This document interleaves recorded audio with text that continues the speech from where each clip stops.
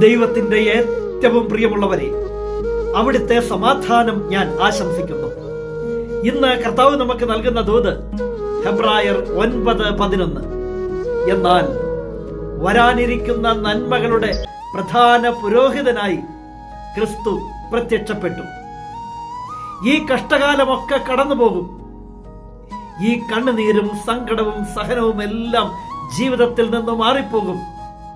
എന്നിട്ട് ഒരനുഗ്രഹത്തിന്റെ നാളെ എത്തും. അതെ, ഒരു നന്മയുടെ നാളെ നിന്റെ ജീവിതത്തിൽ തീർച്ചയായും ഉണ്ടാകും.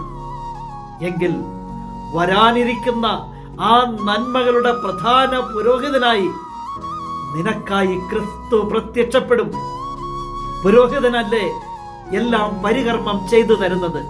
നിന്റെ ജീവിതത്തിൽ വരാനിരിക്കുന്ന ആ നന്മകൾ നിനക്കായി പരികർമ്മം ചെയ്തു തരാൻ തന്നെയാ ക്രിസ്തു നിനക്ക് വേണ്ടി പ്രത്യക്ഷപ്പെടുന്നത്.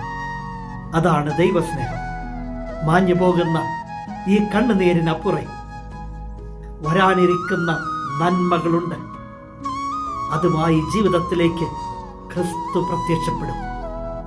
പ്രാർത്ഥനയോടെ, പ്രത്യാശയോടെ കാത്തിരിക്കാം. കരുണാമയനായ ദൈവം നിനക്കായി അത്ഭുതങ്ങൾ തന്നെ കരുതി വച്ചിട്ടുണ്ട്. ആ സ്നേഹത്തിന്റെ ദൈവം നമ്മെ എല്ലാവരെയും സമൃദ്ധിയായി അനുഗ്രഹിക്കട്ടെ.